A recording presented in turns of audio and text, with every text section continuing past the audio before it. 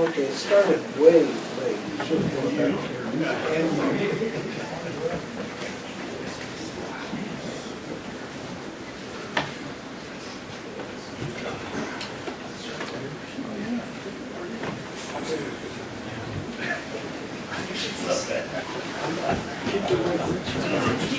Boy, that email scared all of you, didn't it? Okay, for those of you who don't know what's going on, Mike knows what's going on, I hope. This is Mike's retirement, and yeah, and we're just going to look at real quick. This is him. Yeah, oh, I love those F-18s, man. That's neat. Real airplane. That's a real airplane, yeah. Mini jet. Yeah. That's why I keep telling Mike, remember, these airplanes only go 90 knots. Okay, not 500 knots. But now keep that in memory, because you're going to do it again. Yeah. And there was a lot of noise. It's probably just as well the sound isn't there because there was jets flying all over the place. I mean, they were They flying. planned it that way. Yeah, they The did. worst one was the V-22, I think. But it was right at the national anthem was perfect. Oh, okay. Landed right on cue.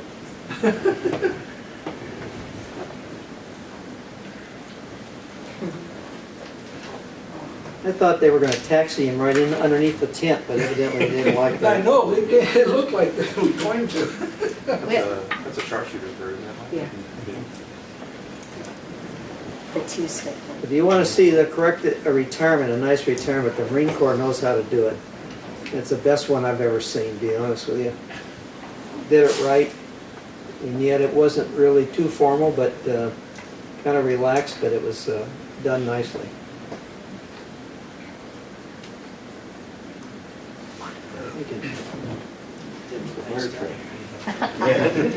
I was looking. No one's going to do That better game? See, No. that's what Mike really looked like when he was. Now, you hand all that stuff to the guys out there, is that what you do on? That was just for your retirement. That was just for retirement. Yeah, you actually have to walk in and carry everything. Well, you gotta turn it in. Now, do you have to turn in your flight suits and stuff? Okay, yeah, same here, Air Force, yeah. How come you stayed dry? I know. Well, he had to retire, so. The wedding down You came can retire later. wet.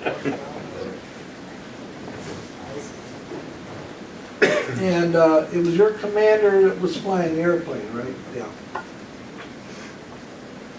We were in the same squad, same operational squadron Okay. for our first tours together. I think Crow was the first one you flew in combat with, right? Yeah. I would have played back his whole speech, but That might be a little it overdone. was, we could use up the rest of the safety meeting for that. What was kind of neat is that they did have the honor guard, and they had all 50 flags of the states on both sides. Aircraft parked in between those two, and all the festivities took place between the state flags and the audience. It rocked. Oh, yeah. It was very, very impressive. And again, we're still on the other side of the red line. For those of you here in the Air Force. Red line, what? Yeah, that red line, I know. When you were sitting there saying, okay, we gotta get off those flight lines, I'm going, oh, yeah. They did have a remainder of a flight schedule to do. So. Yeah.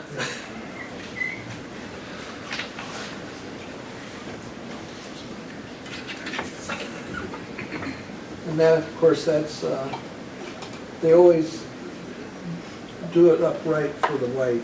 They better. Yeah, well. 8 deployments, 7 combat tours, I got a red folder. No flowers.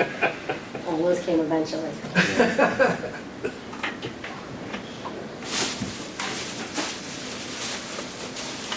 Now, did you give him permission to hug your wife? And Crow was at our wedding, so.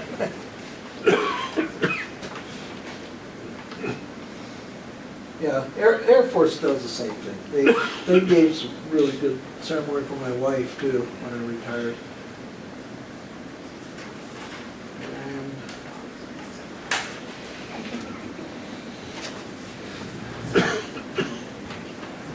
I don't know if you guys saw Darren in there too. Darren Chung, he's the other, he was a pilot. And he retired too, so. And that was the most important part of the whole thing right there. That's the cake. Yeah. And it was good too. Okay. Any questions? That's the meeting for tonight? Signing autographs later. Yeah. Yeah, sign, yeah.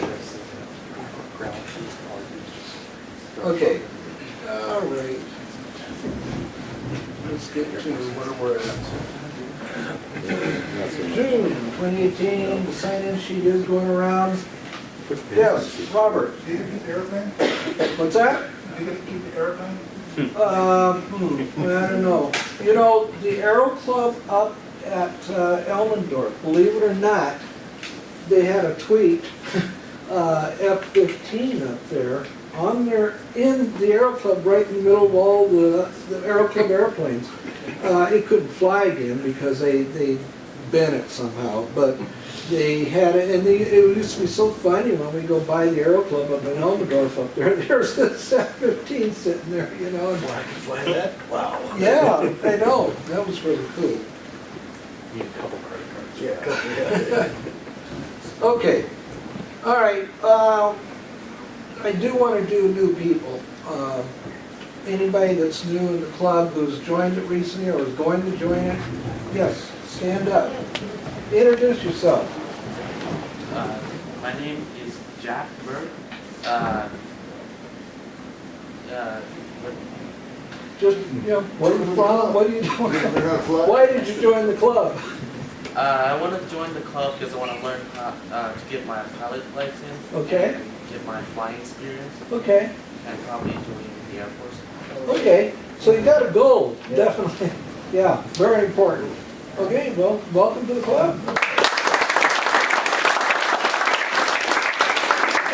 Next.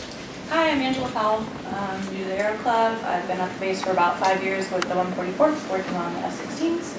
And I joined just because I thought it'd be really fun to learn how to fly. Great. All right. I gotta tell you real quick, Michael, when he got done with during his presentation there, he introduced Bob and I, and he says, they're the ones that's getting me up to the front of the airplane instead of the back.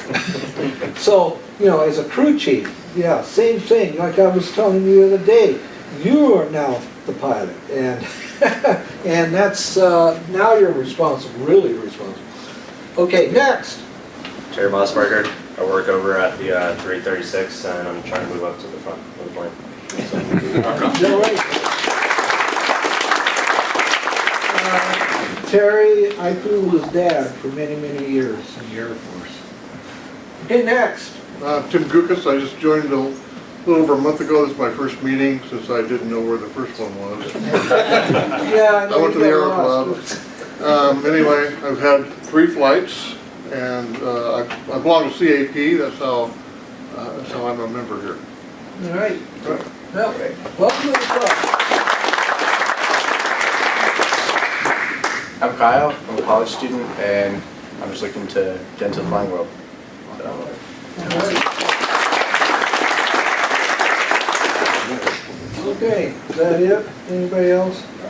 All right. Are any old timers here? Oh yeah, I guess there is. Okay, is anybody just either solo, or got a new rating, or recently, like within the last 5 years? This includes even military, you know, if somebody just got a check right and passed it with the Air Force or Marines or Navy. Nobody did anything? Nobody got anything? Nobody got a rating or anything? Mike's working on his this one, we get the fuel line fixed for 182. Yeah, I know. Yeah. We'll get, yeah. Yeah. I guess I'm kind of new, but kind of not. I was here about 5 years ago. Since then, I finished my private instrument, commercial, multi-commercial flight instructor, instrument instructor, and multi-instructor. And just last month, or the month before, I got my gold seal flight instructor. So those are my ratings. There you go.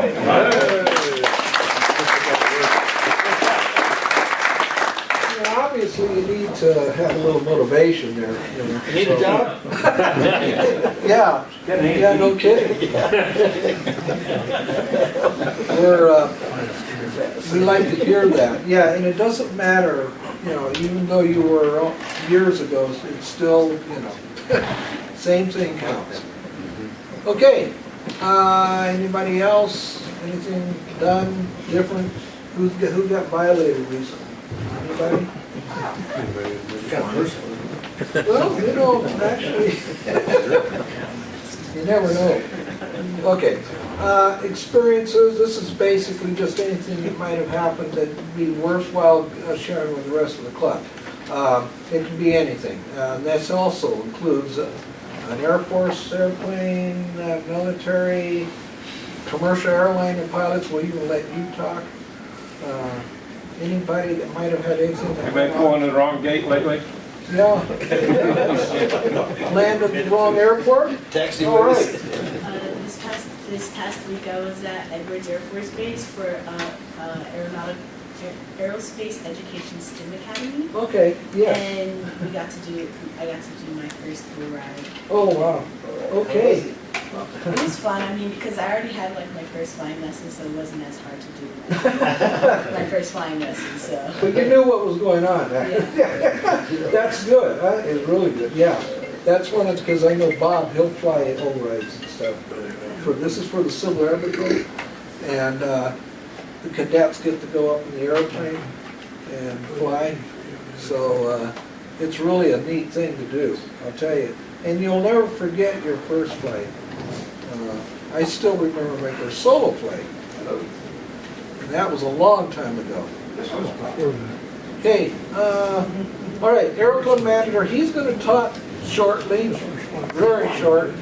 And then we're going to talk about the Aero Club operational check and mishap prevention. This is something that was mandated by Aero Club headquarters in San Antonio, Texas, and by the safety there. And apparently that we had some plane crashes in the worldwide Aero Clubs, and some of them were pretty, well, one of them, it was kind of unpreventable, but the other ones, yeah, there was some things that took place that were kind of ridiculous. So anyhow, all right. We'll go ahead and have you talk, Bob, right now. Yeah. Is that Bob flying? Yes. That's me. That is him. No, crash joke. Well, this is kind of a joint thing this evening, and one of the things is to recognize Flounder. That's his nickname, by the way. It is Michael Charney. And Amy.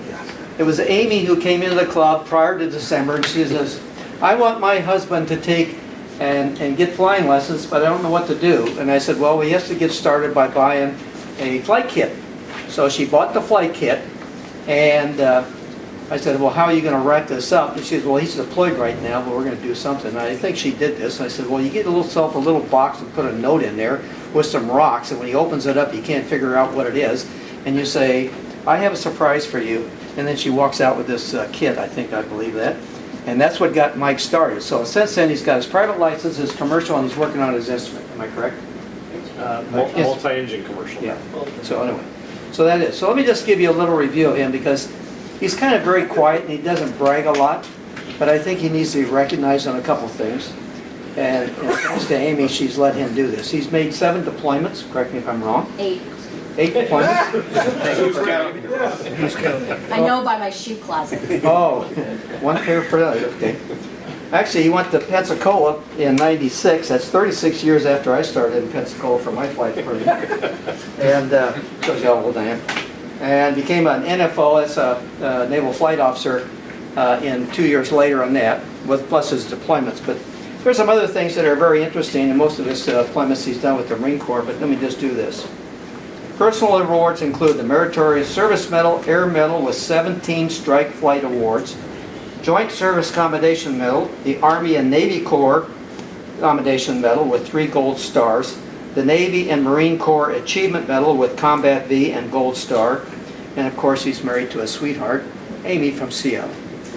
So that's who we got in our Aero Club, and that's what we try and do here for a lot of personal information here. So if you want, both of you want to come up for a minute, I got a little prize for you here. Hey, he's been getting a lot of press, I don't know. Because we're moving. Yeah, I know.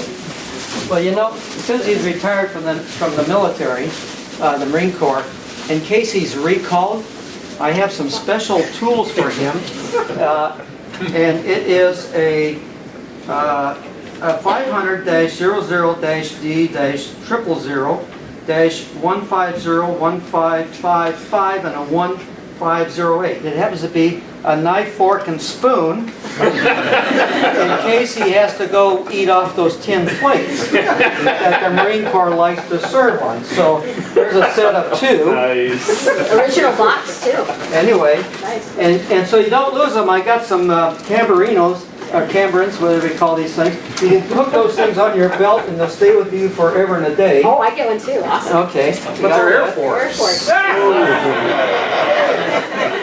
Moving up, dude. There you go. For your future. And they're moving to Texas, but here's a little keychain of the Air Force again in case you lose the key. And most of all, here's an Aero Club pad for Amy and one from you. Nice. And by golly, you enjoyed every minute of it. Yeah. Very good.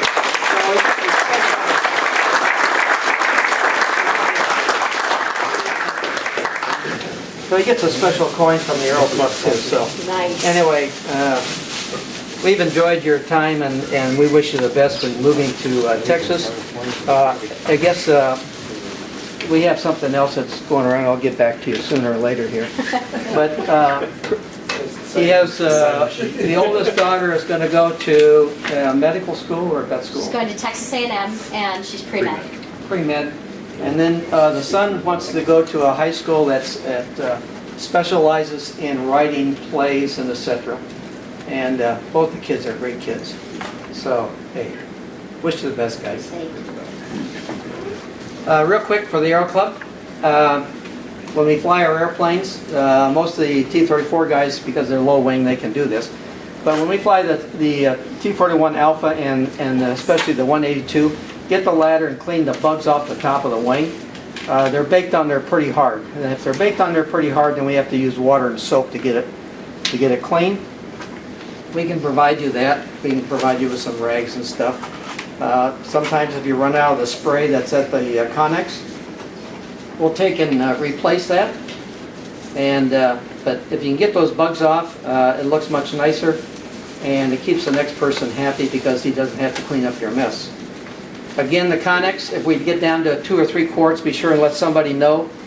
Somebody notified me the other day. I missed their text, so I was going to bring out a case of oil for to be used out there. I think it's we're talking about 100 weight.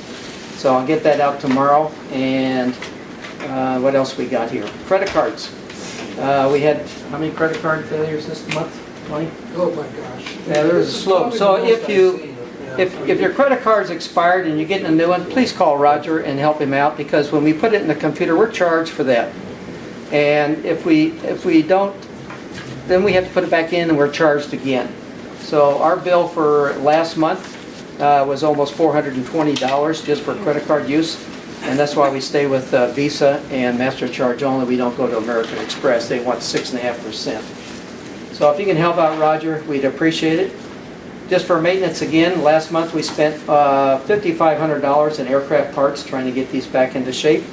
The 15 Foxtrot, we end up having to replace the flap rollers and some flap guides, roller guides. They had to be riveted back in. That's time consuming. And then replacement of flaps, we got 2 seat rails going in a 15 Foxtrot. They've reached their limits in regards to wear.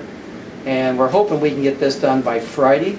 There's no guarantee. I think I have the airplane grounded for Friday. So if you're looking at flying for the weekend, be sure and call me because I have to go back to maintenance and see where we stand for 15 Foxtrot. Then the next one will be the fuel selector for the 182. We got to get that thing fixed, and that's why we're putting in fuel every time we fly, 15, 20 gallons at a time, because to drain 80 gallons out of that aircraft, we just don't have that capability unless we pour it on the ground. And then hazmat gets after us. So we're trying to keep it down to a reasonable rate.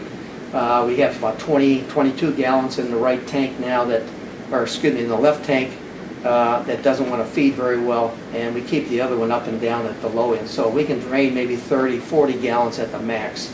And that's why we only put in so much when we fly it. So just be aware, be cautious of that. Next will be 555. We had to change out all of the cabling for the ailerons and for the trim on 555. And that's a tedious job, and it's going to be even more tedious when we get them back in and try and reinstall those. It took 2 days just to get out the trim tab cables only. So they aren't very expensive, about $80 to $100 a cable, and we had to have 4 of those made up. That takes the longest, about a week for each two. We can't send them in until they come out. So they'll be started as soon as we get those other 2 aircraft going, and then we have to get back to 5.7, which has been down since June 1st, or May 1st, June 1st, I beg your pardon. So anyway, we're trying to keep up with maintenance. There's some different kind of scheduling going in to make everybody happy, and then we'll get back to 29 Foxtrot. We'll be back to 2 aircraft again. The problem is that 15 Foxtrot is over. Since the beginning of the year, or basically in 1 year, we're flying over 300 hours just in 1 aircraft. Last year we flew for the annual, we flew 1,425 hours for 2017. That's pretty high for this club, the highest that this club has reached, and most of all the other clubs that are in the system for the Air Force Aero Clubs. But it's up to you people who've done this and kept us in the black, and I really appreciate it, and we'll get on with our program. Okay, thanks, Bob. Okay. These guys here had a little problem. It was a few years back, P-51s. Obviously one landed on top of another one, or came close to landing on it. Air race or something like that? It was one of the air shows, yeah, I just don't remember. And the guy down there on that bottom airplane was the lucky one. The guy that was already up, 90 degrees angle, he did not survive. You can see why. Yeah, of course he landed right upside down. The other guy, believe it or not, he stayed that position. The plane just scooted on its nose. And he was really fortunate to come out of that thing with no injuries. That was one of those things that, it happens. It happens when people aren't paying attention to their surroundings and all kinds of factors. Okay, this is basically what we were told to brief the following aircraft mishaps. This is basically the ones that took place with the Aero Club about a month ago now, I think it was. The period of 26 through 29 May was when these 3 accidents took place with other Aero Clubs. They don't identify which ones they are, although it's kind of easy to kind of guess on one of them because there was only one of them that had the type of airplane that they're talking about. Just to go through pretty quick, Cessna 182, the Aero Club experienced a propeller strike due to the pilot-induced hard landing, curling the propellers 1/4 of an inch. No injuries were reported. Now, Bob, you got the briefings on these, so I did. On this one here, it was a porpoise. And just remember, if you're going to get into a porpoise, if you don't hold that stick back in your belly and add just a little bit of power, you're going to take and hit nose first, and that's just what happened on this one here. Absolutely no other cause of that is that pilot just let the yoke relax on his landing and he porpoised it, and that's what happened. So that becomes an engine an engine tear down and a propeller replacement. Worth about $9,000 on the propeller if they buy a new one, and the tear down anywhere from $8,000 to $15,000 depending upon what they have to do. The porpoising is when you land on the nose wheel first. And it would just cause the airplane to start porpoising. Power is the most important thing on that one. Just hit the power and come out of it and do a go-around. I've done it. I've come in a Cardinal. I don't know how many of you know what a Cardinal 177 is, but it's a super neat airplane.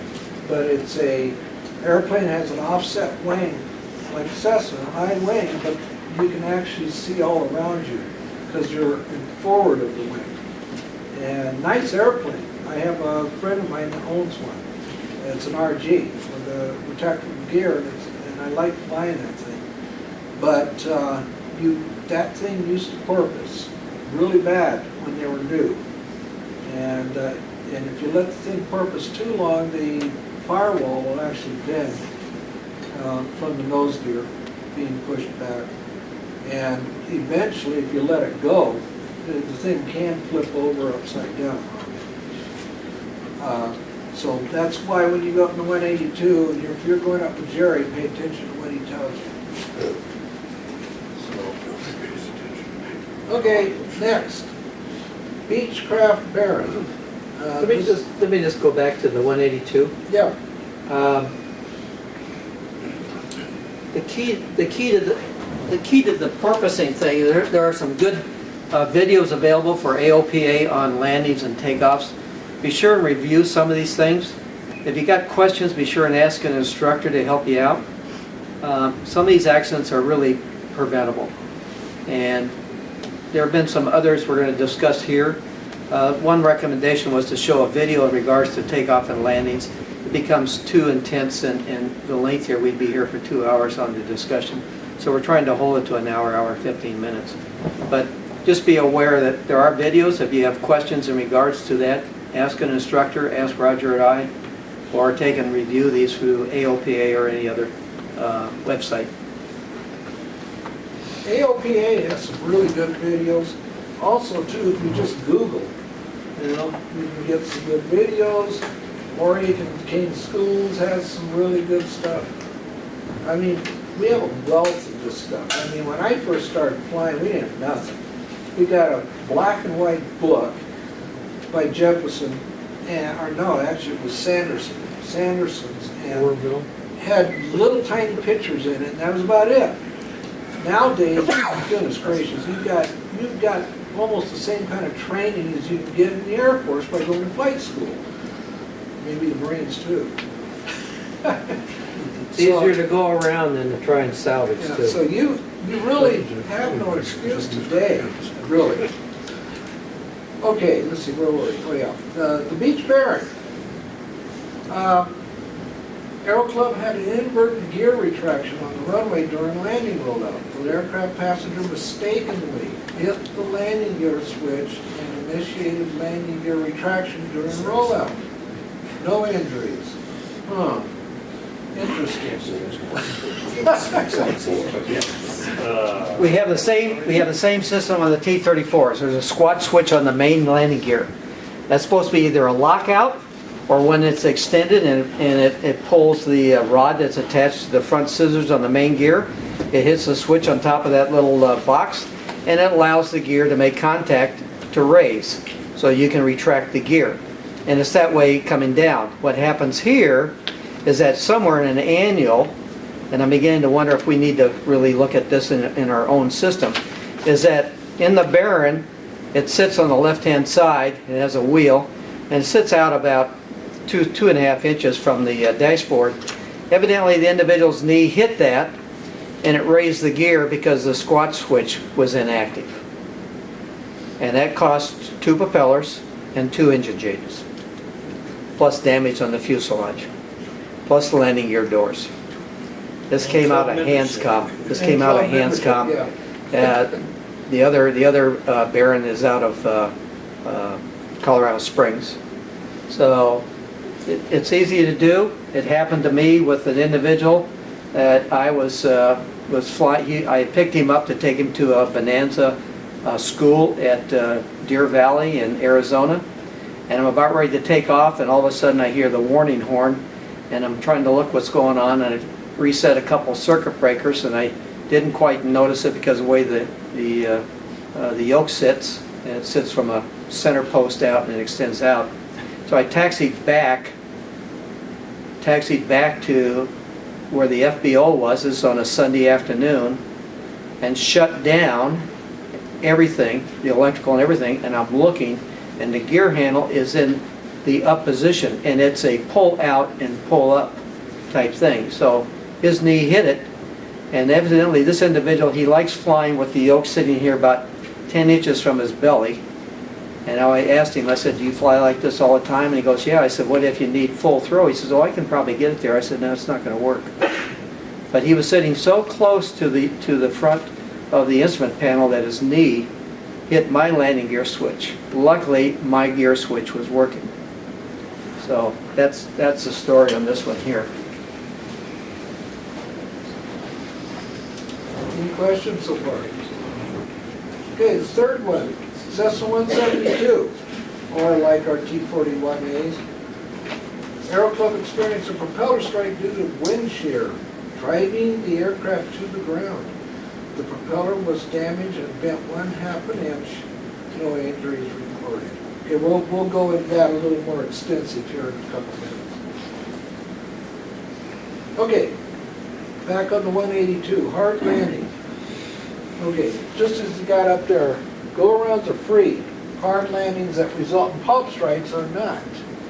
In other words, it costs money to fix those kind of things. Mishaps resulting from pilot error are 100% avoidable. Prop strikes and sudden engine stoppage require an engine teardown, like Bob said, replacement costing around $15,000. The FAA can come in, we'll look at one real quick that happened to us, but the FAA can investigate and they can do some damage to your license if they find that there's, negligence. That's just something to kind of keep in your mind. On the Beechcraft, gear retraction. Bob explained what happened. What they're putting out here as far as the safety officers is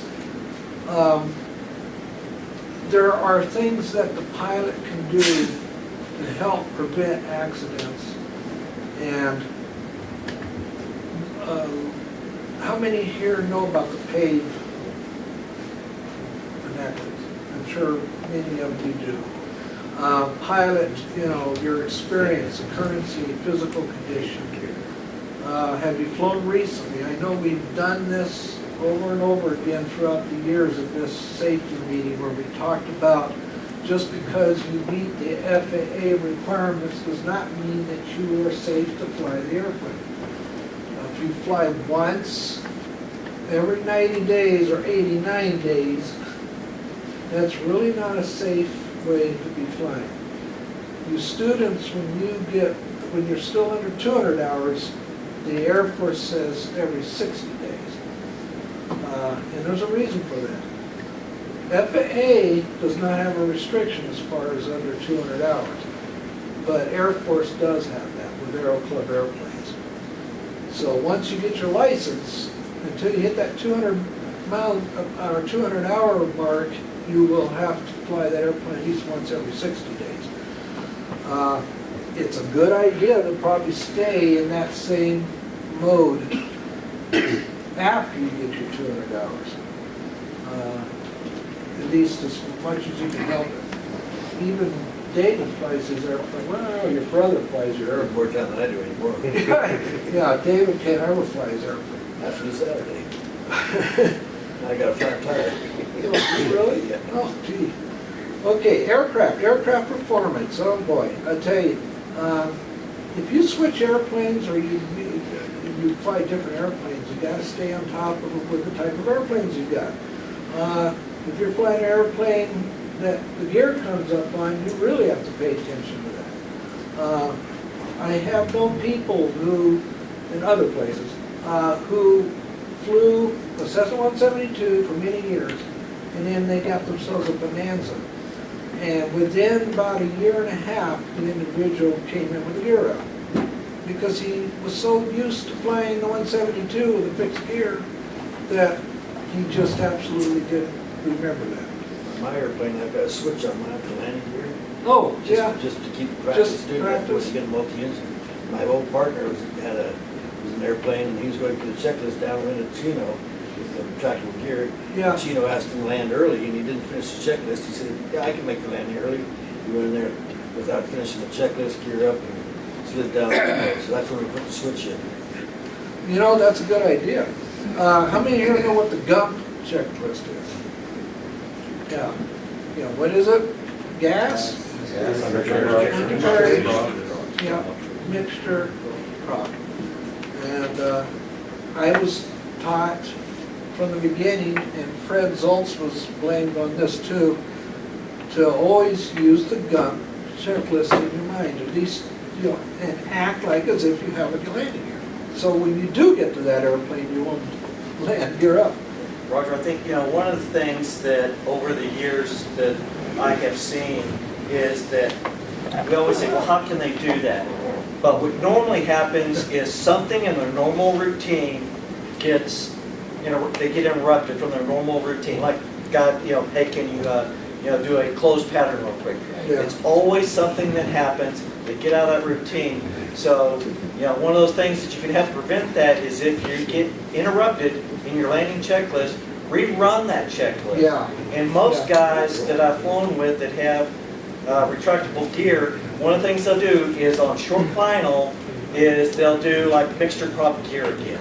So MPG, it's something just remember in your mind is that before I land, mixture prop gear. Yeah. That will save you more times than not. And like I said, most of the time, it's nothing that they did wrong, it's just they got interrupted, Yeah. then they forgot Yeah. because they were asked to learn land, you know, sooner than they expected. They had to do a 360 for pattern work, you know, to separate, but something interrupted that normal process that they always do. Yeah, always So, do, yeah. you know, if you Yeah. get interrupted, take that time, run your checklist a second time, and then on that short final, do that MPG, that mixture prop gear. That damn horn would go away, I could think better too. Exactly. Yeah, that's true. But Hard to hear the guy telling you to go. There- Couldn't hear the guy at the tower. Yeah, on YouTube, there actually is a video. It was actually over in Europe, but they had a video, and the horn is going off the whole time. And literally, they just took their ring, just landed it, and you could hear them scraping on the ground, and the guy's going like this, you know. And it's amazing how it can be so subtle. And the thing is, you can't always depend on those systems. There's some aircraft that once you get, you know, a certain altitude and you bring the power back, Yeah. you know, the horn will go off. There were some that used to deploy automatically, but the problem with all those things is things can fail. Yes. A simple Yes. squat switch can fail, and it thinks the gear is down when it's still up, so you're not going to get the horn when you bring the throttle back. Yeah. So that's why you have to have these other, you know, for better term, memory items that you always have, you know, to make sure that the gear is down. The gear's down. Believe it or not, we had two 141s. One went in with the gear up, and that's a crew airplane. Actually, it was 4 pilots up front, flight engineer, and they went in with the gear up. There was another one up at Travis that went in. They caught it, but not without damage. They actually were able to hit the power and go around, but they also scraped the ground. Needless to say, those guys didn't make rank anymore. So, how much fuel I have? Wow, we've done many of safety meetings in here on that. And just make sure that you've got enough fuel to go from point A to point B. A lot of us here don't fly the airplanes that far a whole lot, but at times, but some of us do. Rich flies the T-34s, long distances, he flies. We have several other people in here that do that too. So just be aware. Just a side note, in the club, we do have a policy where 4 days before you leave on a cross-country mission where you're staying overnight, you have to turn into the Aero Club your flight plan. And the reason for that was because of people running out of fuel. Today, you know, we got GPS, people's got their iPads, you know, and I don't really see that happening, but it could. And I know, Rich, you probably heard some things like that, you know, even today with somebody with a GPS running out of fuel. I know I read about it as a safety officer. It still happens. So,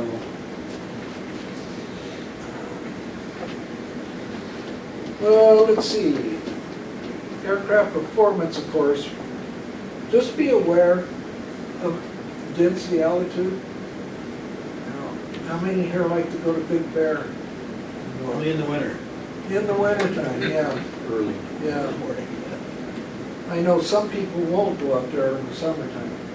I did many years ago, and the instructor took me up to Big Bear in a Cessna 150 during the middle of the summertime.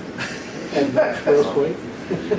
Yeah, we actually had to fly down the lake and then over the dam, yeah. And 150 makes a better boat too. yes, it does. It actually does. Small weight. Yeah, small weight, yeah. The less damage when you hit a boat too. Okay, the V actually stands for environment or environment. I know the first thing you think of is EPA when you see that. No, it has nothing to do with EPA, Environmental Protection Agency. It's not just weather. It involves a whole mess of other things too, like the runway environment, the airport environment. Where are you flying? Are you flying over mountains or are you flying over the desert? That environment one involves just a whole gamut of things. We tend to just think of that as being weather, and weather is a major thing. I mean, you know, how many people have gotten caught in weather and never got out of it? We even had a famous pilot fly into weather, and his plane, his 210, just broke apart because he flew right into a thunderstorm. And nobody could figure out why he did that. You know, the guy who used to fly the X-15. Weather can get you, but so can many other factors. Going into an airport, when I was getting my commercial pilot's license, my training was up northern California, up on the northwestern part of California where the redwood trees and stuff are. And my instructor used to take me into airports that were just unbelievably out in the middle of nowhere, among trees and mountains and everything you can think of. And some of the airports actually sat right on top of mountaintops where it just dropped off on both ends of the runway. So you made sure you had to get in there. Others were down in the valley. And of course you have to be aware of winds and stuff like that.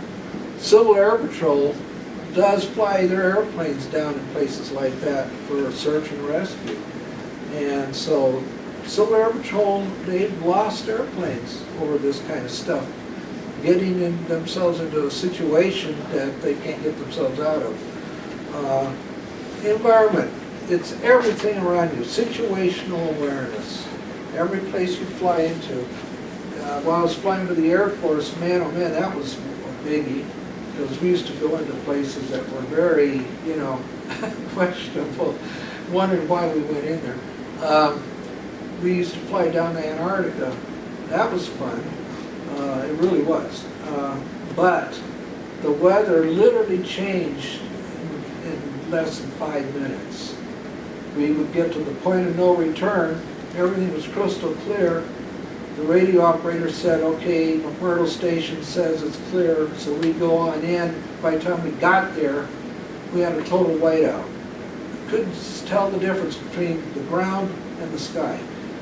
And we didn't have an ILS back in those days.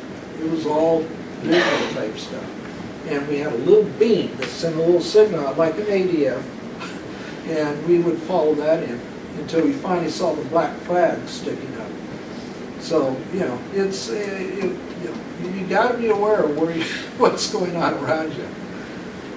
External pressures, okay. Does your boss want you to be someplace for a meeting? Did you just have an argument with your wife or husband? Many different things that come from the outside, stress, things that you want to get there. You're carrying a passenger who says, well, I got to get there, I got to get there. Impossible, I must get there. Many, many things that you can do to prevent that. And believe it or not, I was listening to a guy just this weekend preparing for this thing, and the guy actually would buy tickets for the airline in advance for the day he needed to get to where he had to go. So he said out of all the years he did it, he only had to use them maybe 2 times. The rest of the time he was able to get there. 90%, 99% of the time you're going to get to where you are wanting to go. But there's always that 1%. There's always that one time, like the guy that took off from North Dakota, I think it was, and had to get down to Park City down in Utah. And he had done that flight 100 times over. But this one day, the clouds were coming in. There was a storm coming in, and he just kept getting lower and lower and lower. And ATC lost contact of him because of the mountains up there. But he kept calling, and every once in a while trying to call, and every once in a while he'd break through to ATC, and you could hear him. And people on the freeway below said that they saw him, and he was like about 200-300 feet over the freeway. And the problem was that he finally figured out that he can't make it to his airport, so he tried to turn. Well, when he turned, he plowed into a tree. And so, there's just that one time. And you have to be really aware every time when you go.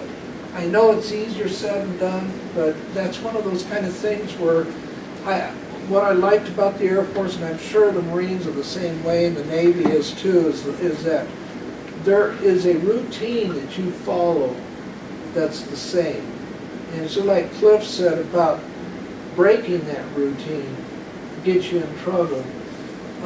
In the Air Force, whenever I ran the checklist, I knew that something was wrong. When I wasn't aware, but I knew something wasn't right because I did that same routine over and over and over again.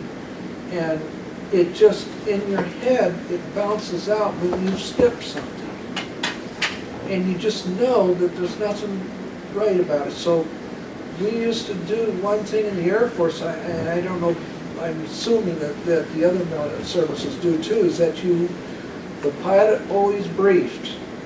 If there's any doubts whatsoever, you bring it up. If we have to run the checklist from the beginning, you run it again. And nobody argued that stuff. I never ran into it, well, yeah, there was one.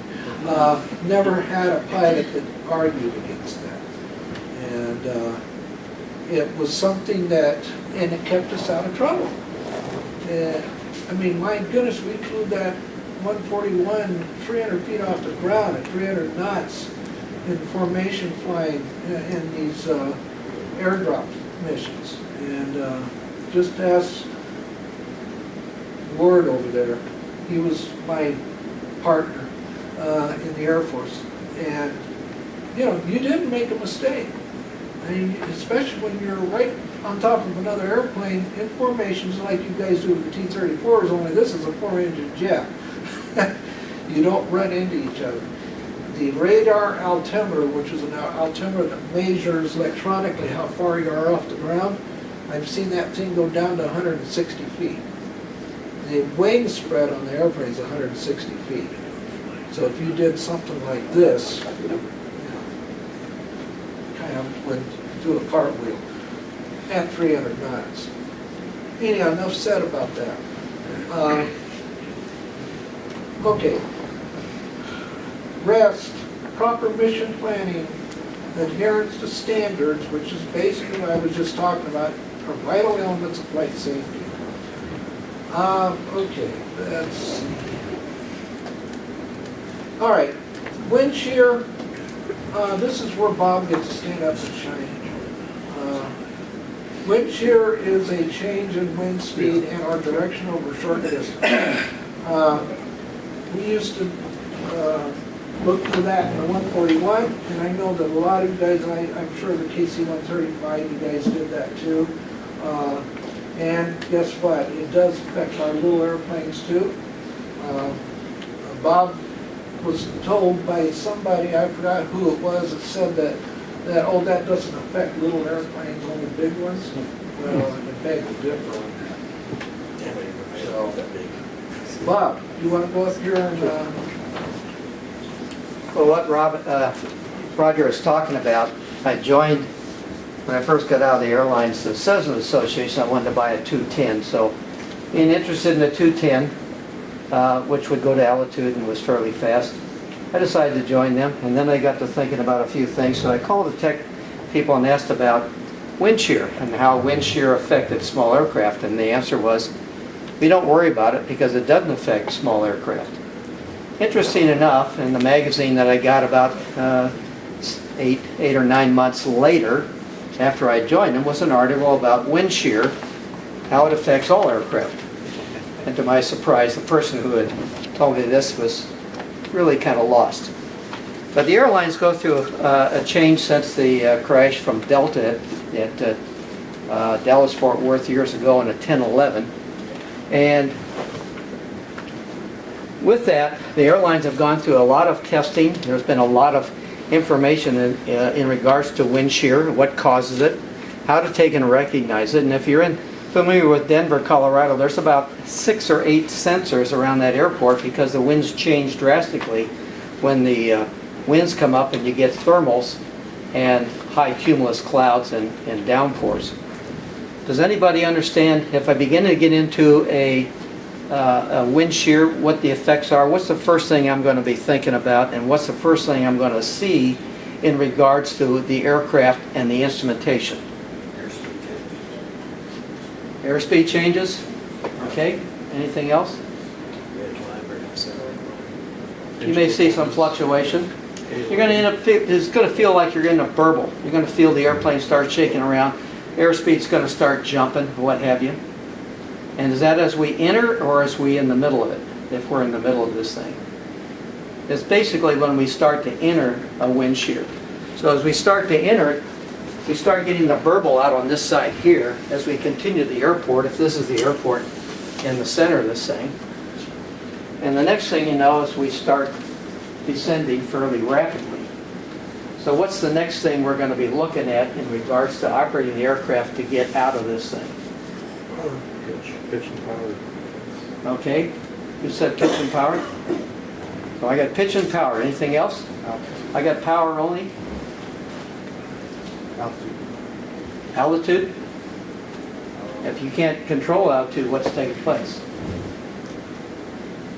Okay. So where's my pitch then? What am I looking at in pitch?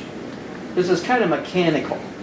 It doesn't make any difference if I'm in a DC-10, MD-80, 707, a Bonanza, or a Cessna. Does everybody look at what the attitude is when you take off and you start your climb rate? It's roughly anywhere from 9 or 10 degrees pitch up.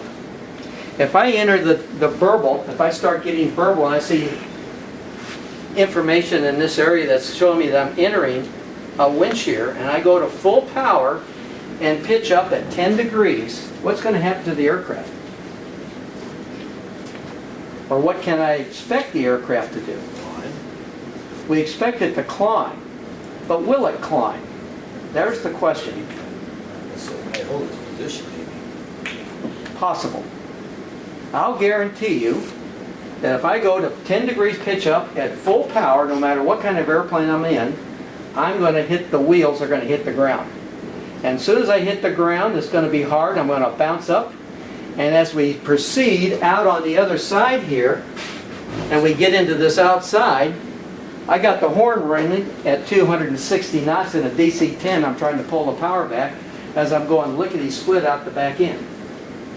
So the key to this, no matter whether I'm in, like what took place in the 172, I believe it was, is they got into this wind shear, but they didn't know how to fly it in. They didn't know what to do. And he ended up hitting the ground pretty hard, and that's what caused the damage. We've got to get the pitch up. We have to hold that. We have to hold that power as much as we can and try and continue to fly the airplane, and then be aware that as we get through the center of this thing, our airspeed is going to start increasing drastically. We can actually increase and exceed the limitations on the aircraft if you don't watch it. Cessnas, Bonanzas, they don't have a horn saying you've exceeded the speed. Airliners do, no matter what you have. So the key to all this is attitude and power. Attitude and power. Or power and attitude. I don't care which way you go. But as soon as you feel the burble, you got to get the nose up and you got to hit the power at the same time to get out of it. Are you going to hit the ground? 99% of the time, I'd say you're going to hit the ground. Is it going to be hard? Probably.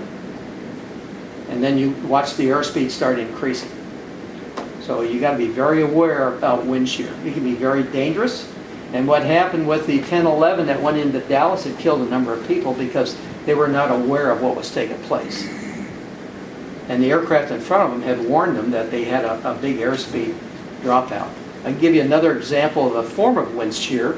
I was in the MD-80, first officer is flying, and the aircraft in front of me happened to be Allegheny US Airlines. And he says, the tower comes back, says, the aircraft just in front of you from US reported a 40-knot airspeed loss prior to touchdown. And I'm going, oh, that's interesting. So what are we looking at? Pittsburgh. Pittsburgh Airport sits up like this. It's got a nice big slope that goes down to the river down below. And we got snow blowing and wind coming across there and it's pushing everything down. I'd set the speed bug, whichever we have a reference to, and we always add half of our winds. I set it at 40 knots, 45 knots above my original bug speed, and I told the first officer, fly the bug. Fly the bug. He starts arguing. I said, fly the bug. Can anybody understand where I am on my touchdown speed? Above. Fast. Above? Fast. There's one answer. Anybody else? I was minus 20. Minus 20 on touchdown, and I set my bug 40 above my original bug, which was probably about a plus 25 at the time. So you have to be aware of your surroundings. You have to be aware of what's taking place in the winds and try and plan accordingly to save your own butt. Pardon my expression for saying that, but that's just about what it is. And wind shear is very dangerous. A lot of guys don't even like getting into it. Sometimes you're kind of committed. You don't know until you're there. So just be aware you're going to get burble. You're going to get a fluctuation of airspeed. You may get a fluctuation of vertical speed, and immediately make it the go around. Get out of there right now. Make that go around. Power and pitch. And you're looking at 10 degrees pitch. Guarantee you it's going to be awful doggone close. Pretty close? 10 degrees pitch. Yeah. Any questions? Thank you. Okay. It's 8 o'clock. Open discussion. Right now, what were the contributing factors? Weather, of course, unavoidable wind shear on final. The other one was pilot error, failure to adhere to checklists. What can you do to avoid these same things happening to you? Avoid flying in questionable conditions. Pretty straightforward.